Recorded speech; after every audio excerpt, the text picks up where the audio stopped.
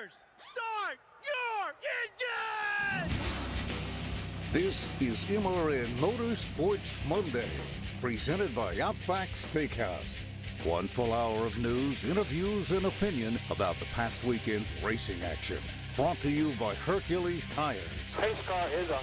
Now, here are your hosts, Woody Kane and Joey Meyer. Green flag, green flag. Welcome to another edition of Motorsports Monday, presented by Outback Steakhouse. I'm Woody Kane, joined by... Kim Kuhn. No. It worked last week. You know, we're not going to welcome you back if you're going to act like... Are you going to be like this all day? It worked last week. It worked because It's our Kim is a blonde. Oh. You're not a blonde. It's our largest. Under that is nothing. I'm just saying it worked last week. I thought we'd do it 2 weeks in a row. You got a little hair flip for us? Is that? Yeah, there you go. Yeah, Kim doesn't do that either, so you're missing out on both counts. So I'm not. It's not working. No. I think I don't know what to think. Anyway, since Kevin Harvick got a top 10 finish at Indianapolis Motor Speedway, that means free bloomin' onions today at Outback Steakhouse. Don't forget to race into Outback today and get one because Kevin Harvick finished in the top 10. Outback Steakhouse, done right. Check out their new center cut sirloin, their new app. You can divide up the bill at the table. You can reserve your seat and just walk right in, not wait through the line. And they've got the Joey menu, which is not named after you. My little guy here It's the kids menu. got his own little menu. Lunch special starting at $6.99. Don't go yet, but as soon as we get done with the show, head on over to Outback and get lunch. The bloomin' onion's free. So all you gotta do is show up and get it. Right. It's pretty simple. That's pretty much what free means. Pretty simple.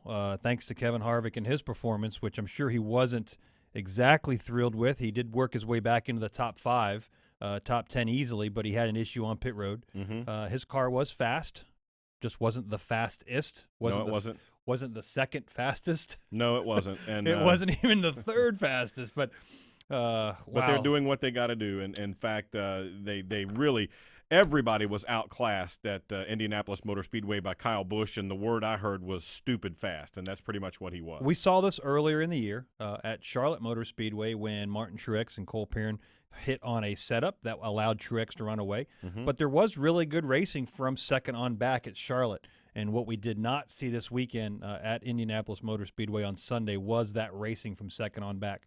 Later on, we'll have a little bit of off-track, on-track issues, and we'll give you an opinion on how we think we might be able to fix the racing at Indianapolis Motor Speedway. So you come back after being gone for your tour of Europe and the subcontinent or wherever it was you went, and now you're going to solve all the world's problems just like that? At least one of the world's problems. Okay. Yep, all right. yep, Well, that's good. This is big. I can't wait to hear how you're going to fix it all. But This it's kind is of an great. unusual weekend that we do because it's actually a triple header, but not really a triple header. Not in the same spot and not in the same weekend. Right. Well, but it's Wednesday's race and then Saturday and Sunday. So is it a triple header?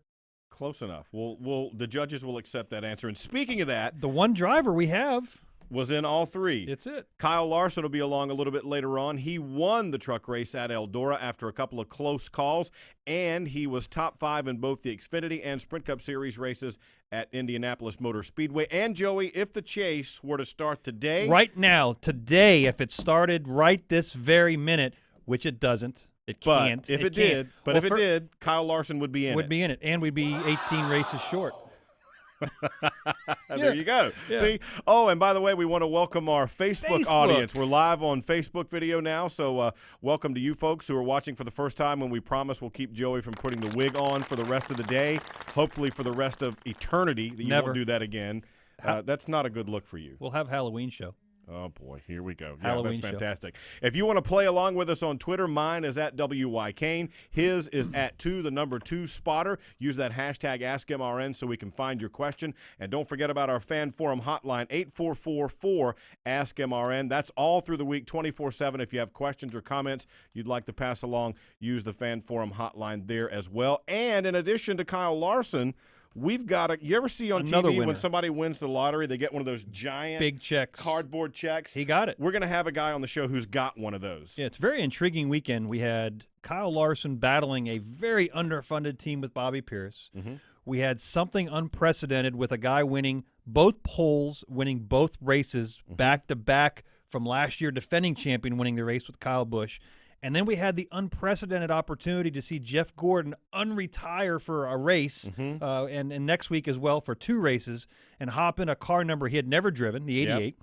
alongside Tony Stewart, who's announced his retirement, and they took a unplanned victory lap. To celebrate. They were so that talking was about that, very and they unique. kind of came up with it late in the race and made it happen. It was really cool. We'll hear from Tony on that a little bit later. So it's an interesting concept of what do we talk about? We have such good racing.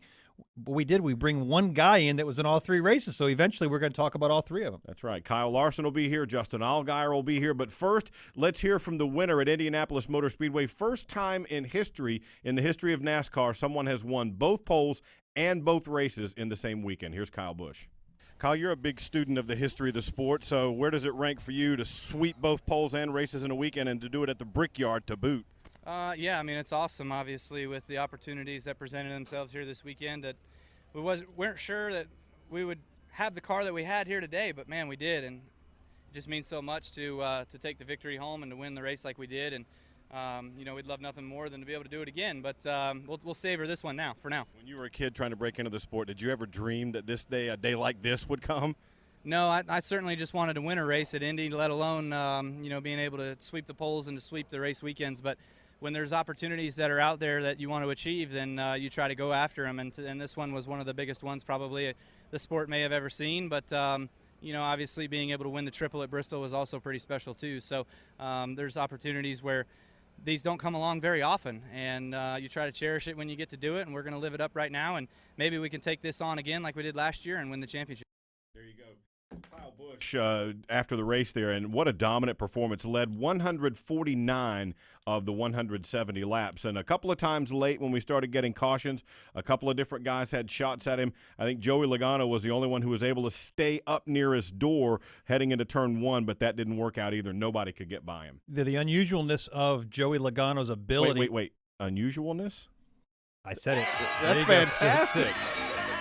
Welcome back, Joey. See, it's nice, son. Yeah, but Joey Logano's car on restarts has the uncanny ability to find speed on the first 2 or 3 corners of any given restart. And when we see multiple restarts at the end of a race, boom, the 22 is right there. Mm-hmm. Kyle Busch clearly had the dominant car, but for a brief, fleeting moment, Logano did carry him into turn one side by side, and then we had a wreck behind us, and it was an event that didn't actually get to play itself out. But Kyle Busch's performance, along with Toyota domination, we'll talk about later on, but Kyle put it on us. Did he actually just quit those couple laps? He didn't lead. What happened there? I think that was during green flag pit stops when they were cycling around. But he had several times, several-second lead on second, and we could argue about clear air or clean air being dominant or being the factor, but he was so far ahead of the second-place car that guy had clean air too, and wasn't able to do anything with it. Yeah, he couldn't. And for the second time, he also did this on Saturday. He had much older tires than the guys trying to take the lead from him, and were able to hold them off. He definitely had a unique way from the spotter stand of driving Indy, both in his Xfinity car and his Cup car. Once he was able to get comfortably away from the competitors behind him, he was able to release the gas or get off the gas or float the car in very, very early and not use minimal amount of braking to slow his car. But he was able to get out of the gas and just use the friction to slow it down, which allowed him to get on the gas extremely early because the car didn't have to do a reset from going into a braking zone to an acceleration transition. And by allowing the car to settle early like he did, he was able simply to get on the gas that much earlier, and it showed with the amount of raw speed exiting both corners. All right, on today's program, we're going to talk some truck racing at Eldora. Kyle Larson will be along. He'll also talk about the weekend of racing at Indianapolis Motor Speedway. On track, off track is ahead. And next, we will have Justin Allgaier joining us after he won the Xfinity Dash for Cash at Indianapolis Motor Speedway. But before we go to break, Joey, this just in, we encourage the fans to play along with us on Twitter. Kimberly's biggest fan, this is the Kim Kuhn fan page, says, I don't know who is hotter. See, that's a compliment. Yeah, all right. That's a compliment. All right, that's enough of that. I'm at least half as hot. No, you're not. We'll be right back. This is MRN Motorsports Monday. In the Outback, we think the best part about racing is the noise, the engine, the pits, and a Kevin Harvick top 10 finish. Especially a Kevin Harvick top 10 finish. That's because if Kevin Happy Harvick, driver of the number 4 Chevrolet, places in the top 10 in today's race, there's free bloomin' onions this Monday. So you'll have a happy bloomin' Monday. Only at Outback Steakhouse. Valid with any purchase. One per table. Participation may vary. Registered trademarks used with permission. Do you need help with moving your equipment? Industry-leading companies do, and they trust Housby Transport to move their internal equipment promptly and professionally. At Housby Transport, we pride ourselves on efficiency, timeliness, and saving our customers money. With our team of logistics managers, always ready to assist you in any way possible. Any size, any type, anywhere. Housby Transport is ready to move. For more information and to obtain a quote, visit Housby.com. Housby, an official sponsor of NASCAR for over 40 years. Join the Motor Racing Network every Tuesday night for NASCAR Live. Get the latest news and exclusive interviews from the biggest names in the sport. One thing, don't take yourself too seriously. Don't worry about people judging and just... Hear the thoughts and opinions from NASCAR insiders. Look at what he's been able to do with the Wood Brothers since they returned to full-time competition this year. Now, obviously... It's NASCAR Live every Tuesday evening at 7 Eastern on the Motor Racing Network. I'm Matt DiBenedetto, and you're listening to MRN Motorsports Monday with Joey Meyer and Woody Kane. I wonder if Woody uses shampoo. Wait a minute now. I'm not the one that had the fake wig on here to start the program off. Well, you're trying to be. I'm glad we spared Justin Allgaier that horror of seeing you in that wig because it was truly hideous. And by the way, Tim Trutone says, hey, it's cool that MRN Radio has Joe Dirt co-hosting. Yeah, well, let's not kid ourselves. The reason I'm hot blonde is it was smoking hot in Indianapolis. Not and you personally. And I used to be a blonde when I was younger. So when you had hair. That's the smoking blonde portion of our show. Okay, great. Then let's get to the guest line where Justin Allgaier is joining us after winning the $100,000 prize in the Xfinity Dash for Cash at Indianapolis Motor Speedway. They did show him the money, the driver of the Brandt Chevrolet. Justin, welcome back to the program, man. Congratulations on a strong, strong day. Well, thank you. First of all, I did see a picture of Joey in the wig, and it was terrible. So it startled you, didn't it? It did a little bit. Yeah, I'm not gonna lie. I think it was the facial hair that threw me off. I'm not sure. Yeah, he does have some whiskers. We can't grow them on top of our heads, so we went for the chin action. That's what we got going on. It's the one thing. It's the one thing I do have that Kim does not. Yeah, well, you got us there, and thank goodness for that. Let's talk a little racing since we've got a real race car driver on the line with us. Justin, you've been so close before in winning these Dash for Cash races, and finally you were able to pay it off and get the big check, but you had to race your teammate to do it. That had to be a little dicey. Well, it was. I mean, obviously, huge thanks to Comcast Xfinity for all they do for our sport. I mean, to have a program like this, as a driver, I would love to tell you that I get to keep 100% of it. That is not the case. But a $100,000 check to going into any of these teams that were racing for the Dash for Cash program, it's a huge, huge deal for all of these Xfinity Series teams to have that extra benefit and, to be able to put back into these race programs. And, we got lucky. I'll be the first to admit, we knew that the Gibbs cars were going to be a tough challenge to be able to beat those guys, and they both had their troubles. And then it put Elliott and I, teammates, racing against each other for the Dash for Cash. And that's a tough situation because obviously you want to finish the best that you can, and you look out for number one, and that's your race team, and you want to do the best you can and obviously win the Dash for Cash. But at the same time, racing a teammate is very different than racing anybody else on the racetrack. Not that you race anybody else poorly or anything like that, but as a company, especially as we're getting closer and closer to this chase, we need to make sure that we have cars, we need to make sure that we have camaraderie. There's a lot of things that need to be together when we get into this chase. So to race a teammate and to have a battle like we did, and to be able to pass him back after he got by me on one of those restarts was definitely something that it was a good feeling. I won't lie to you. It was after we lost that spot, I wasn't sure we were going to get it back, and ultimately getting the spot back, getting a top 5, and getting the Dash for Cash was a cool way to end the day. Well, before we even talk about a Dash for Cash winner, we have to get to the racetrack and do a little bit of practicing. The temperature was the topic of discussion on Friday, Saturday for you guys. You got long straightaways there. What do you try to work on getting your car? Do you worry about entry, exit, center? Talk to us about what you want at Indianapolis Motor Speedway as a driver. Well, for us, Indy's one of those places where heat is so temperamental to the service. And I don't know why Indianapolis is that way more so than everywhere else we go. But it doesn't matter if it's myself or any other driver that I talk to. It seems like Indy is one of those places where clouds and shade versus sunlight are two totally different driving race cars. And at one point in the race, I swear my crew chief, Jason Burdett, thought I was an idiot because I was calling things out as far as how my car was handling. And, one lap to the next, it might be completely 180 degrees from each other. And that is the major challenge with Indy. For us on Friday, we practiced, number one, on just drivability. Having a car that wasn't necessarily tight but wasn't necessarily loose, a very neutral car. That way, if the conditions changed, you could tip the scales one way or the other, but you weren't so far one way that you were locked into a certain driving style. We started out practice really, really loose. We ended practice really, really tight. And I think that was a common thread of what a lot of the competitors felt throughout practice. And then in the race, it actually changed around a little bit on us. And we had one run where I got looser as the run went, and then we had one run where we got tighter. So, the conditions were definitely brutal. And inside the car more than anything, just trying to figure out how to keep the driver cool and level-headed. So, Jason Burdett and the boys did a good job, but it all started back at the shop. Everybody that works at Junior Motorsports did a great job putting a great piece together, not only for myself, but for all three of our teams at Junior Motorsports. I mean, we fired out of the box. All of us had speed, throughout all of practice, and didn't really feel like our cars handled as well as we'd like them to, and still showed some of the speed that we were looking for. So, like I said, the guys back at the shop, Hendrick Engines, everybody that puts a hand on these cars definitely made them where we need them to be at. And then, the race is the race. I mean, it was just a matter of getting that track position and being able to battle it out there at the end.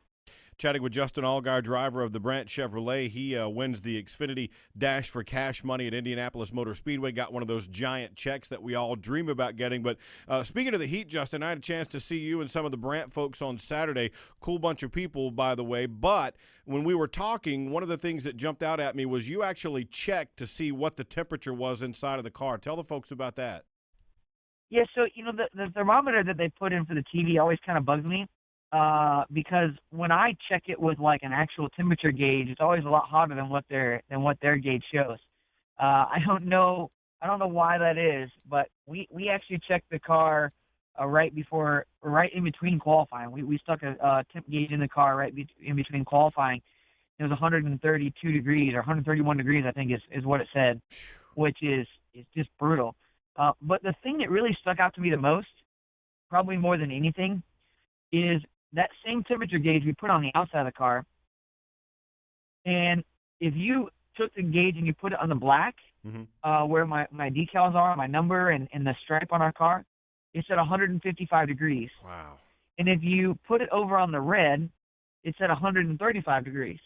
And that just was crazy to me that the difference in color could make that much of a difference as far as what the temperature was. So I told them all, I said, I want white interior from on. Everything in the car needs to be white, and we'll be in better shape. But it's just a brutal day. And I think, furthermore from the drivers, but I hope the fans stayed safe. I know that heat exhaustion is something that is nothing to mess with, and I hope our fans stayed hydrated and enjoyed their experience, because there's nothing worse than being miserable when you're out there trying to have fun and enjoy a good time. So I'm hoping everybody stayed hydrated and had a good day and enjoyed it. Walking around now carrying this big check, it's kind of hard to be incognito. You just got this big honking check you're carrying around. I know that's what you're doing. He's going to go to the bank and try and cash it. Exactly right. You mentioned earlier in your interview about how the Gibbs cars are fast, and even though Kyle takes a lot of the accolades for it, essentially we're racing Daniel Suarez and Eric Jones in the Xfinity cars. What does your team need, you and Elliott and your guys, what does Junior Motorsports need to improve on? Because we're going to have to race these guys in the chase now here in just a little bit. What do you need to be able to beat those Gibbs cars? Joey, I wish I had an answer for you.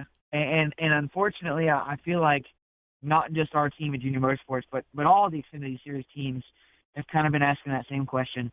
Obviously, the Penske group, you guys have done a great job.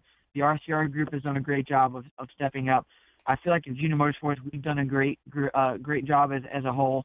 Everybody is working really hard to try and make sure that they're on top when it comes time to getting towards the chase and being there at the end. But the Gibbs team obviously has great race car drivers. Kyle is a phenomenal talent. I don't want to take anything away from his ability. I mean, to watch what he did yesterday in the Sprint Cup Series race, to watch what he did on Saturday in the Xfinity Series race, nothing short of amazing. But also, too, I mean, you look at Eric Jones and Daniel Suarez, two guys that have also done a great job. I mean, they've been fast everywhere we've gone. Doesn't matter the track type or the conditions, they've excelled. And I think that those guys over there just have a stronghold on something right now. What that is, I don't know. We've definitely seen it on the Sprint Cup Series side and on the Xfinity Series side. They're extremely, I guess basically ahead of everybody else right now. And for us, it's not for lack of effort. I mean, every detail, every ounce of technology and resources that we have at Junior Motorsports we're using. I know the folks at Chevrolet are working really, really hard to try and make sure that they give us the best pieces that they can help with as we go to the racetrack. As I said, Hendrick Motorsports, obviously everybody over there is working really, really hard. So, we're doing everything that we can to learn from them. But all that being said, I mean, at the end of the day, if we hit it right, we can compete with them. We just have to be 100% when we get to the racetrack each and every week. And that's going to take a lot of things to go our way and to do what we need to do. But, we've had our weekends where they go like this past weekend. We saw Eric have some trouble, get himself into some trouble, get into the wall, do some damage to their car. The 19 tried pit strategy, and unfortunately it didn't work out.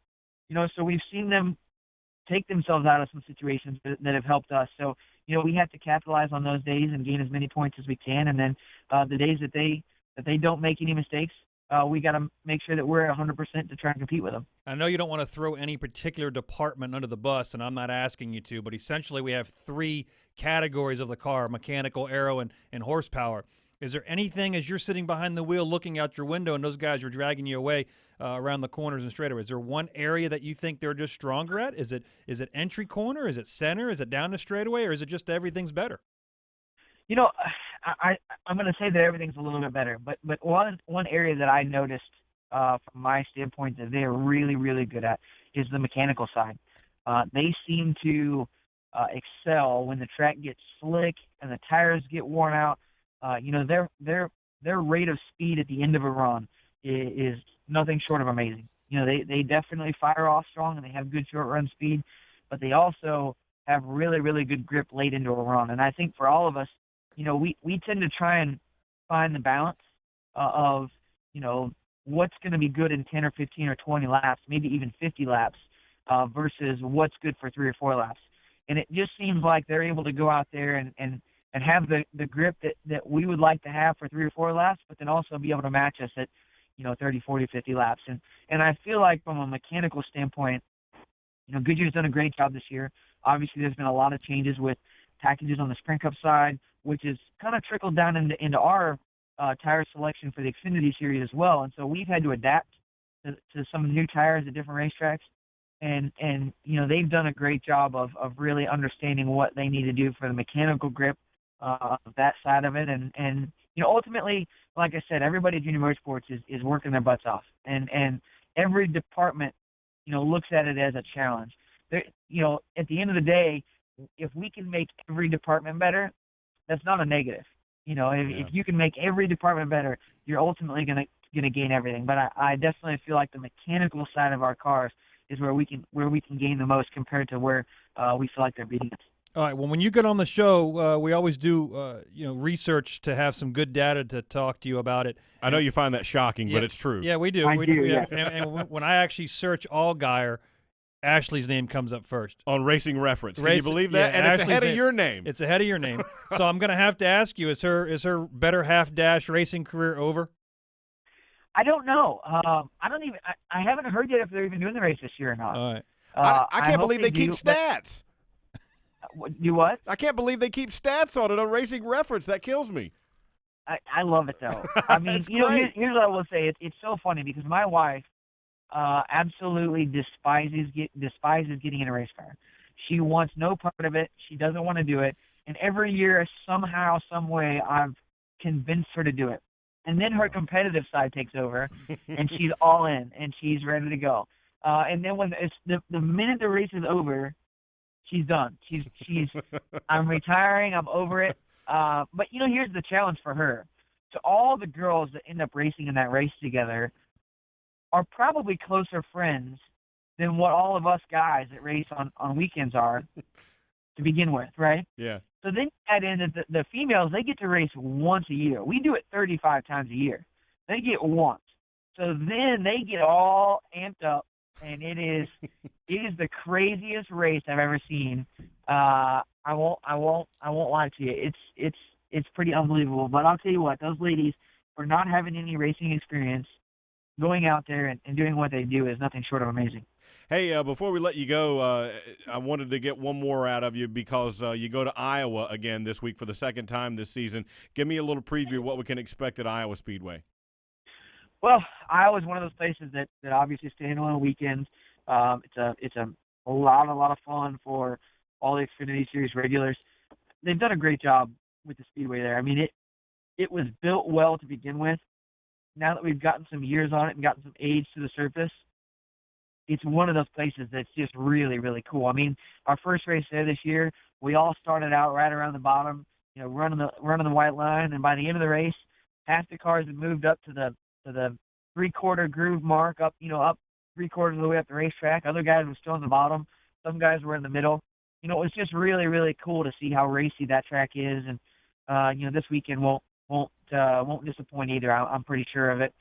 There's some bumps that really create some unique racing ability and passing opportunities. So, we had a good Brent Freshener Agriculture Chevy out there the first time.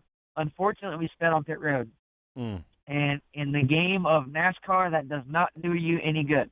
Starting at the back and trying to come back up through the field was definitely a challenge. But it's a fun place. We got three good cars. Josh Berry's in a car this weekend for us in the 88 car at Junior Motorsports, and making his first start of the year for us, and then Elliott Sadler in the one. So, we got three cars that I feel like could go up there and contend for a win, and Junior Motorsports obviously does a good job up there as well. So we'll see what happens. All right, there you go. That's Justin Allgaier. Man, congratulations on a huge weekend at Indianapolis Motor Speedway, winning that Dash for Cash money from the series there, holding that big cardboard check, and look forward to catching up with you soon, man. Thanks for your time.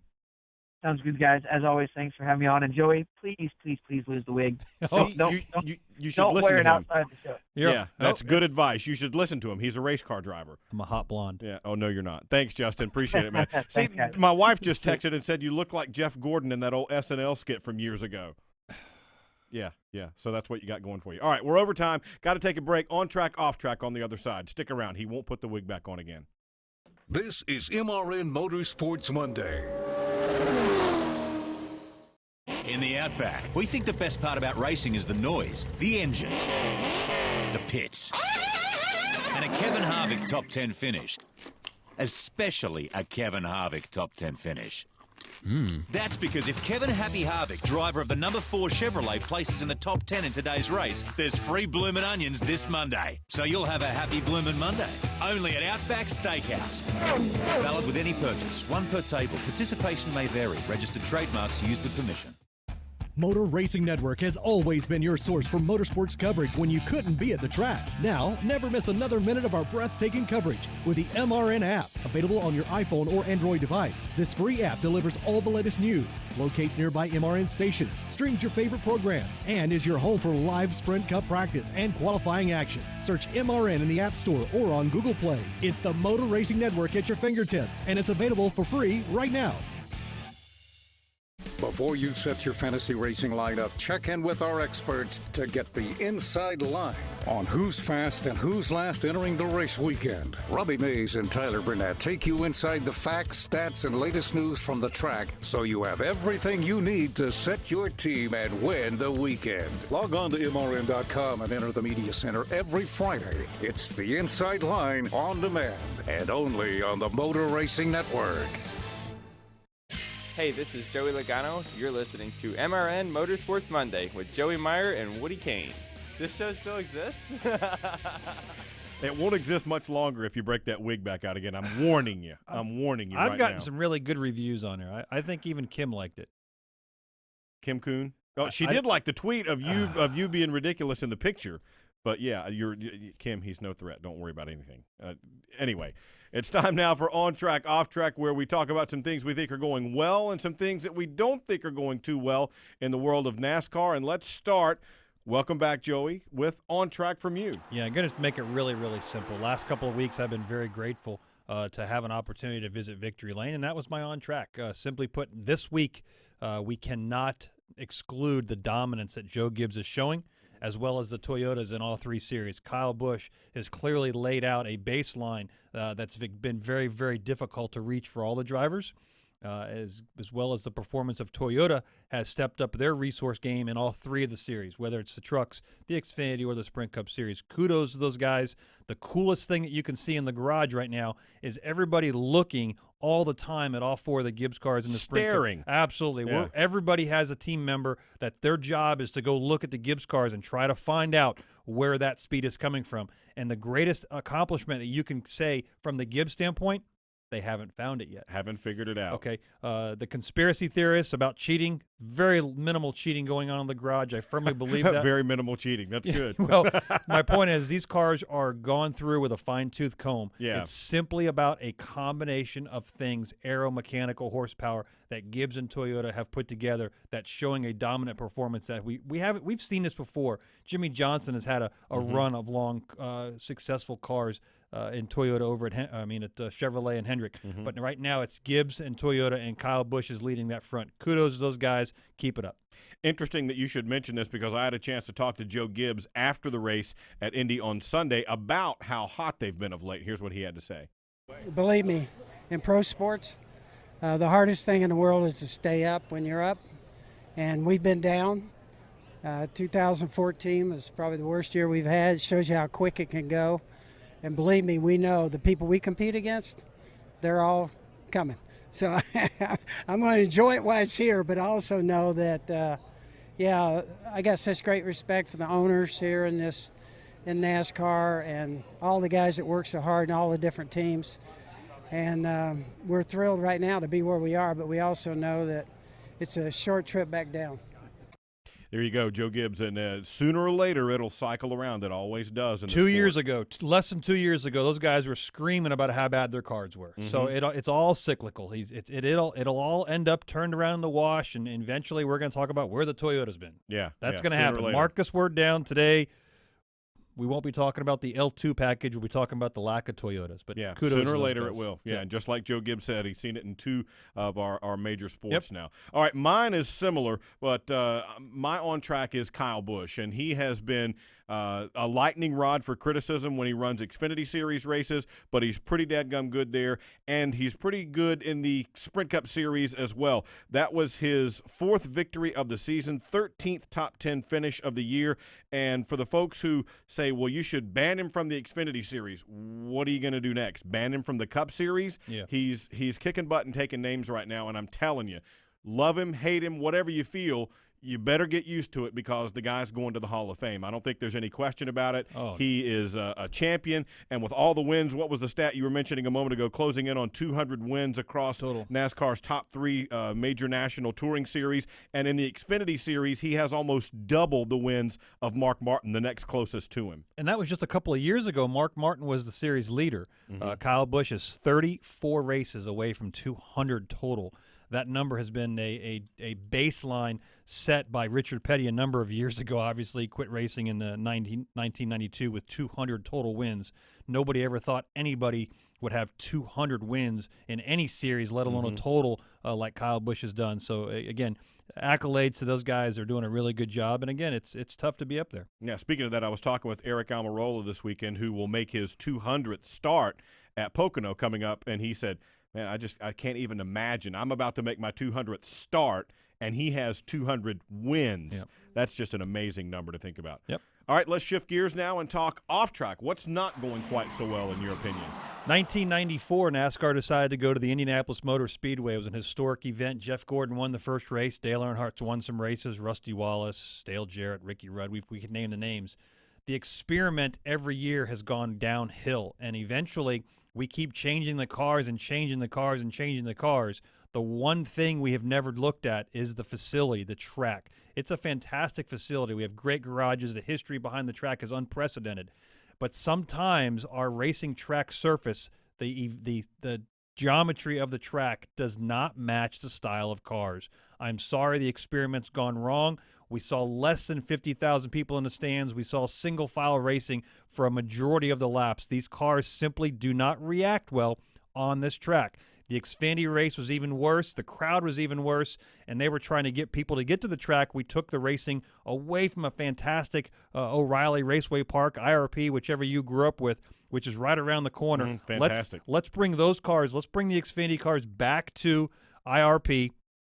I have an idea. I don't want to be Mr. Debbie Downer on this break because I love what the historic track of Brickyard means to us and means to me as a racing industry. Let's utilize the road course at the track. It's not a bad idea. The track, we can't change the cars any more than we've already changed them. We've changed now the configuration. Xfinity cars haven't changed that much over the years, the last several anyway. No, I'm just talking about the Sprint Cup cars. Yeah, I got you. We've gone through an entire generation, multiple generations of cars trying to fix the racing at the Brickyard. Let's run the road course. It'll be the only road course we can run that we turn left on. The other two that we run on the Sprint Cup circuit, we run right-hand turns. We've been clamoring for more road courses. Let's utilize that, and instead of trying to change the cars for one particular track, let's allow the track to change itself that's already there. Yeah, the IMSA Series uses the road course with pretty good success. F1 already. used it. IndyCars used it. They put on really good races. It's a good road course. Now, a lot of people have been clamoring for another one. So if we're asking for more road courses and we're trying to fix the Brickyard race, let's do it. You know, you mentioned the history of the track and all that, and I get it as well. One of the coolest things we saw over the weekend was Jeff Gordon and Tony Stewart after the race taking not a victory lap because they didn't win, but sort of a farewell lap to give the fans a chance to applaud them one last time. Talk to Tony Stewart about it afterwards. On the last caution, I thought of that. So had my spotter go down to his spotter and said, you know, when this thing's over, we need to take a lap together around here. So the message I got was, well, let's see how this last restart works out, because we were restarting around each other. But for us to share that moment together, I mean, that's probably our last lap around here in a professional race.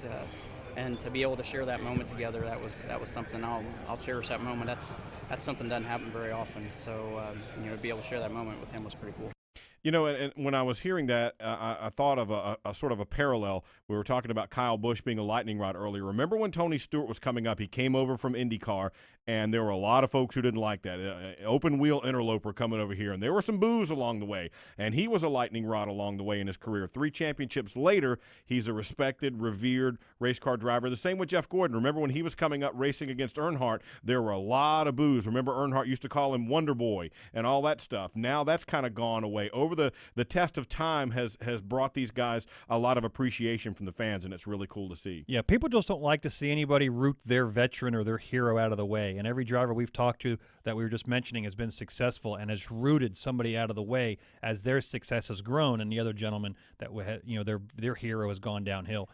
People appreciate Tony Stewart, Jeff Gordon. They will appreciate Kyle Busch later down the road. I'm sure they will. Quickly, my off track is this ungodly, life-sucking heat that we've been having. It's even been at New Hampshire, of all places. It seems like for the past, 6 weeks or more, every place we've gone, they might as well call it the Surface of the Sun 500. It's not good for fans. It's not good for ticket sales. I know it's something that the powers that be in the sport can't really do anything about, but my goodness, please get us a little bit of relief. Joey was spotting in a Speedo at Indy. I had the wig on, too. Oh, I told you I was a hot blonde. Okay. That's awful. All right, we got to take a quick break here on Motorsports Monday. Kyle Larson is going to join us on the other side to talk about 3 races he participated in the past week. This is MRN Motorsports Monday. Whatever you drive, wherever you go, Hercules Tires will get you there, whether you're running on dirt or running a job. Our dependable, high-quality tires are the perfect fit for your needs. For unmatched value, selection, and warranty with industry-leading road hazard protection, there's only one choice: Hercules Tires. To learn more, visit HerculesTire.com or call 800-677-9535. Hercules Tires, right on our strength. Live sports are the one true reality entertainment, where a single dramatic moment can become timeless. In NASCAR, Motor Racing Network's live broadcast elevates your senses to the sights, sounds, and struggles taking place on the racetrack. Danica Patrick to the front of the field at Talladega. They are side by side behind her. Jimmy Johnson. The power of radio to the imagination of the listener. Tune in to the Motor Racing Network. Visit MRN.com for an affiliate list in your local area. If you have a question or comment about NASCAR, Motor Racing Network has a direct line for you. It's the Fan Forum Hotline. I'm a newbie to this sport just this year, and I wanted to know. I was wondering if when they measure the length of a racetrack. Call in at 844-4-ASK-MRN. That's 844-4-ASK-MRN. Just wanted to send out a big shout out and thanks for covering the race. The Fan Forum Hotline, your connection to NASCAR. Hi, this is Austin Dillon. Now back to MRN Motorsports Monday with Joey Meyer and Woody Kane.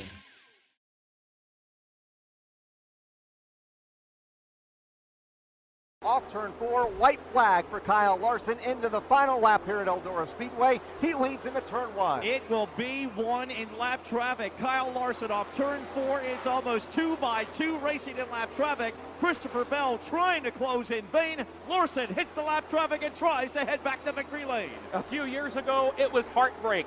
Tonight, he bounces back from a penalty to win at Eldora. Kyle Larson takes the checkered flag. That was a thrilling race at Eldora Speedway. It was my first visit there, but Kyle Larson, after coming so close a couple of times before, finally pays it off and goes to victory lane in the DC Solar Machine. That race looked like it was going to be, for a long time, Bobby Pierce's until he finally hit the wall and Kyle got by him. But he came back, Kyle Larson did, from a lap down to get that win. What do you think the Carfax in those trucks look like? Boy, they're not good, that's for sure. Let's chat with Kyle Larson. Welcome into the program. It's been a pretty good week to be you, my friend. You won at Eldora, top fives in both the Xfinity and Sprint Cup Series races, and as Joey likes to say, if the chase were to start today, you would be in it. Big week for you. How you feeling? Yeah, it was a pretty good week for me. So, happy to get 3 solid finishes there with a win at Eldora and. Like you said, 2 top 5s at the Brickyard. So, good weekend. Gained a few spots in the points. So, that's always a plus. And now you just gotta stay consistent and stay out of trouble. One of the things we could talk about was one of 3 races you competed in this weekend, but we have to focus on your victory at Eldora. Unique opportunity for the Truck Series. It's the only race we run on dirt. What's the biggest challenge with all your experience in dirt to get that truck to be successful at Eldora? Well, yeah, I have a ton of dirt experience, but those trucks are so heavy and so slow and just way different than what I'd ever driven on dirt. That it's nothing. It doesn't drive anything like a sprint car or midget or anything like that. So that's a challenge in itself, and just trying to get a good balance on your truck is key. You never, with a dirt track, you never really know, before you get there, is there going to be, ruts? Is it going to be slick? Is it going to be dry? Is it going to be wet? So, that's always an unknown going there. And, this year, on Tuesday, during the practice, it was really, really dusty and slick. And, we got our truck driving really good. And then the next day, Tony had a lot of moisture in the track, which was awesome, but we were way too tight once the track had moisture in it, so we didn't qualify good.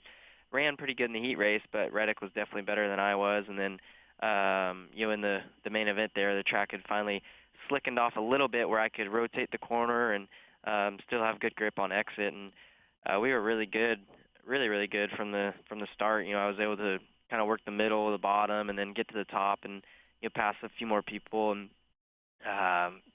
got to the lead, and then was just kind of cruising out front, and one of our quarter braces broke and punctured our right rear tire, and so that went flat. And you got a penalty. I couldn't believe you got a penalty for that. Got back there, so it pretty eventful race. For only being 150 laps, it felt like it was a 500-mile race.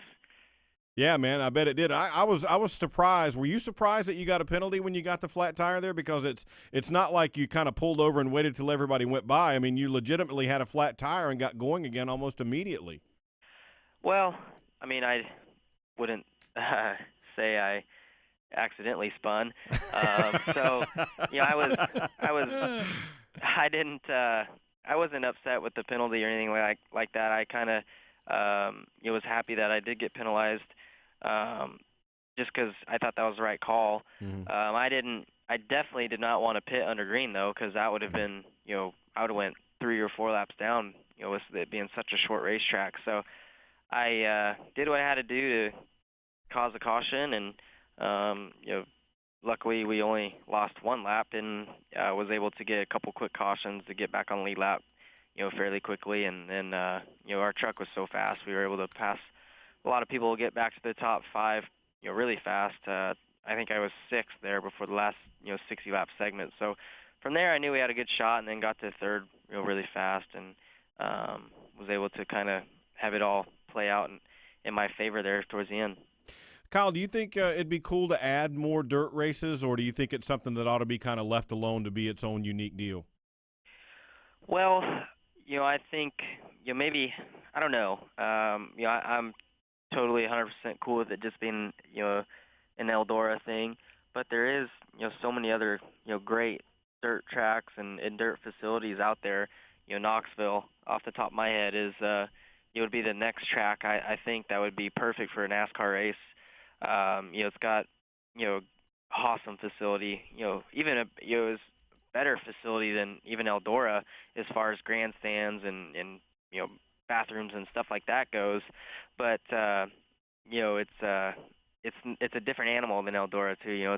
It's same half mile, but it's flat, different dirt. So you never know how it's going to race. But if they were to put another dirt track on the schedule, I think Knoxville would be the next place that they would need to look at. Yeah. So now you get done with celebrating Victory Lane, and now we got to head over to the big track, which is just an enormous amount of history that I know you've been partaking in the entire time you've grown up motorsports. Let's jump in the Xfinity car real quick. It's real hot. The track's going to be slick. What issues did you fight in practice and during the race for that car?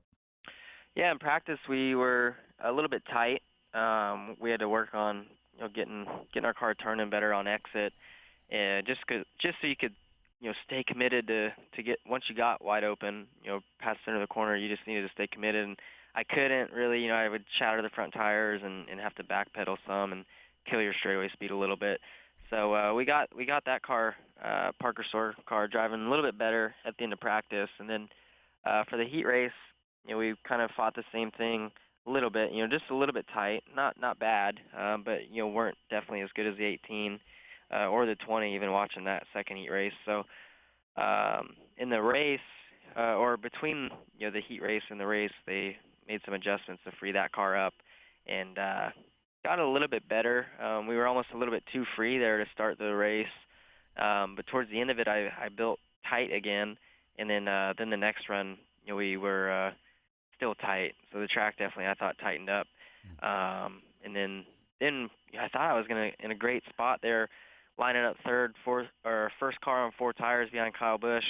He was on 20-some-odd lap tires. Yeah, it was closer to 30. I thought I would not necessarily get by him easy, but I thought I would get by him in the first lap or so. Mm-hmm. But, gosh, his car is so fast, and he's so good that it was almost like he had stickers on it as well. And he ran about wide open through 1 and 2, and there was nothing I could do. I was pretty tight behind him, so... then the last caution didn't work out. I had to line up on the outside front row and almost got clear Harvick off too, but he was able to hang on my left rear quarter and slow me down. So I fell back to 4th.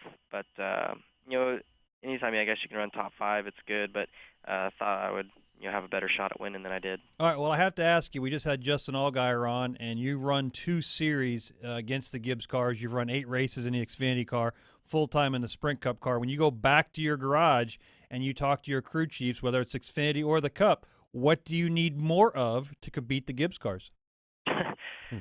I don't know, especially in the Xfinity car. it drives good every week. It drives really, really good. And I run about close to wide open every lap. I never came all the way out of the throttle at Indy. You come out just a little bit, and then you're right back to wide open. So I don't know. I guess I'm sure they're beating us all on a little bit of downforce, and I think their engines are probably really, really good. And I don't know. So that series, I think we're probably the next best to the Gibbs cars. But in the Cup Series, it's almost like they're in their own league in that as well. And we're still not where we probably need to be in the Cup Series. So we still have some work to do. We've made some huge gains though, from the first few races to where we are now. So we're getting there, but everybody is looking at what to do to get better to compete with the Gibbs cars. Yesterday I was, I think, the only non-Gibbs guy in the top 6 or something like that. So that was pretty bad. Chatting with Kyle Larson, the driver of the Target Chevrolet, a top 5 finish at the Brickyard in the Sprint Cup Series. He moves into the top 16 in the standings right now. But tell us a little about that race, Kyle. Another blazingly hot day, and it almost played out similarly to what we saw in the Xfinity Series. Some late cautions, some guys got a chance to take a swing at Kyle, but nobody could really do anything with him.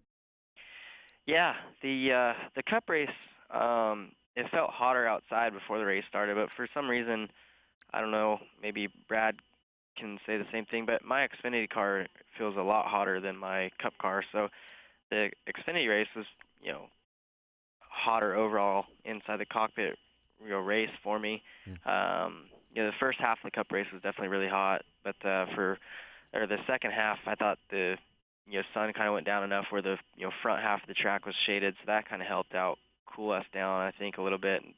But in the Cup race, I struggled with being really tight the whole time. We had decent speed, but we were just really, really tight. I could run okay for a couple laps, then I would start giving up lap time on exit of 2 and exit of 1, I guess, also. And we got that a little bit better. I thought the track cooled off some, which helped front grip a little, and just still didn't get to where we needed to be. But overall, it was a solid race for us. We ran inside the top 10 all race long. Had really good restarts from both the inside and the outside lanes, so I was happy about that, and got a top 5 and gained some spots in the points. So it was probably one of our best weekends we've had this year for sure. Absolutely, best week for sure. I mean, over the last 5-6 days, boy, you guys have just been on fire. But one thing I wanted to ask you about with the heat you mentioned, when the red flag came out, man, did you feel like an egg sitting there frying in your seat? Well, not really, because we were on the front stretch, so we were covered by the shade, so that was nice. And the safety workers out there, they gave us all water bottles, and I was luckily my voltage was good, so I could leave my helmet fan running, and that definitely helped a lot. A top 5 finish at Indy, and now we get to go to Pocono. That was designed, the tunnel turn was designed directly off one of the corners at the Brickyard. Do you go there with momentum? Do you change a lot, or is it a completely separate event? I think it's probably a completely separate event, but we've always ran pretty decent at Pocono. We ran, I think, just outside the top 10 there earlier this year, and I think we've gotten our stuff. Everybody's gotten their stuff better since then, but I think we've made some big gains here recently, and Pocono's a track I like. I got my first pole there. I've got a few poles there in a few different series, and so it's stats-wise, it's probably one of my better racetracks, and just got to execute right and not make any mistakes. That's the main goal. For me going into every race is just to limit my mistakes. I think you always make small mistakes out there where you give up tenths of seconds, but you just can't make any big mistakes that are costly. And now that we've gotten ourselves decent in points where we're in the chase right now, you just gotta race smart, but still be aggressive to try and not lose or anything like that, any points on anybody else. Kyle, we like to play along with our fans on Twitter, and Janine Shields wanted to ask you, if you could pick any NASCAR record to break, what would it be? Ooh, any NASCAR record to break? Yeah. I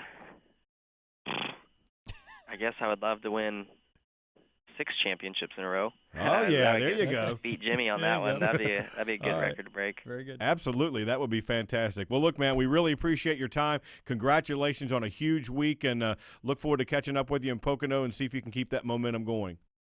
10-4. Thanks a lot. There you go. Man. Kyle Larson, the driver of the Target Chevrolet. He's right. The whole team, the whole Chip Ganassi Racing organization has really made some strides, and you can see it during the year. Before Jamie McMurray got in one of those wrecks, he was running in the top 10 as well. Yeah, we see gains in everybody, but unfortunately, when you're making gains, so are the other teams. Yeah. And it's just climb up a ladder, and you guys are using the same ladder to get to the top. Yeah. And there's only so much room on the steps. and kicking at you while you're trying to climb And right it. now, the Gibbs are at the top of the steps. Every race team in every series is fighting a Toyota or a Gibbs car.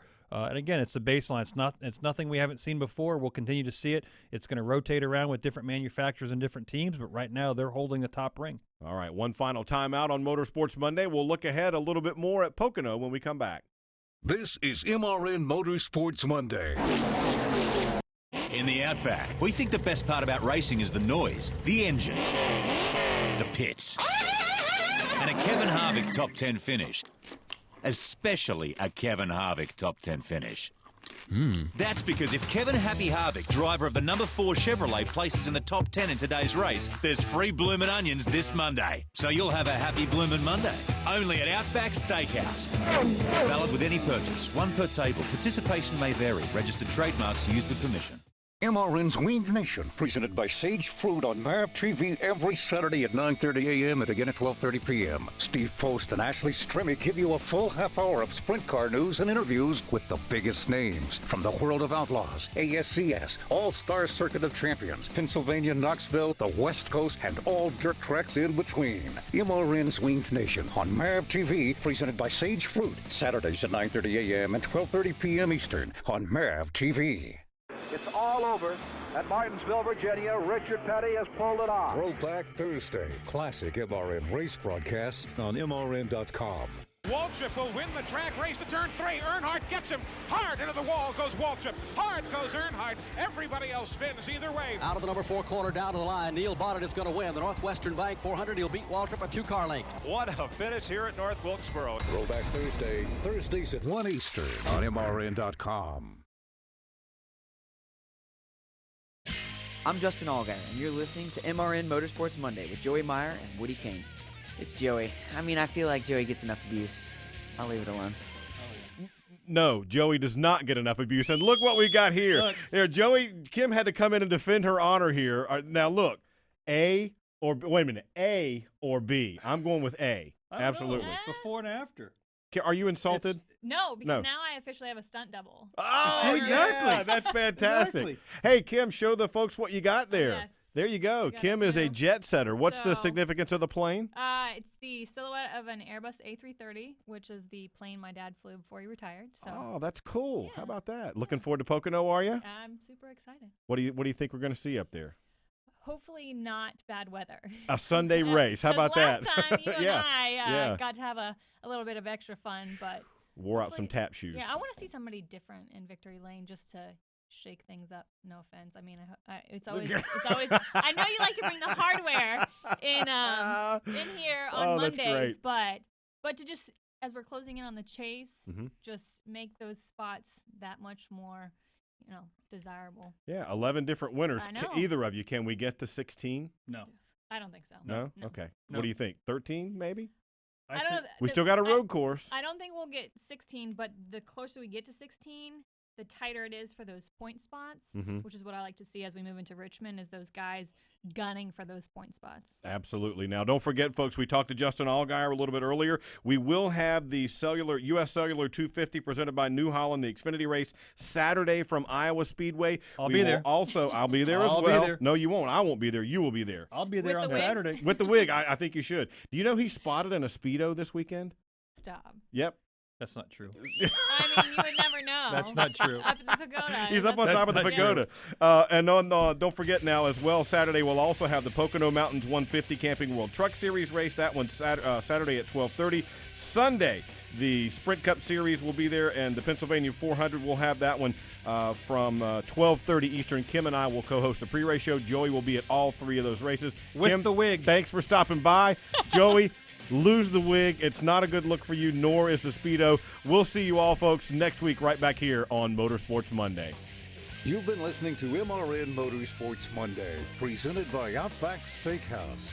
Tune in again next Monday at noon Eastern for all the latest news, results, and interviews from NASCAR on MotorRacingNetwork.com. Brought to you by Hercules Tires. MRN Motorsports Monday is also available on demand at the MotorRacingNetwork.com Media Center. Or you can download it from iTunes or Stitcher. MRN Motorsports Monday is a production of the Motor Racing Network. All rights reserved.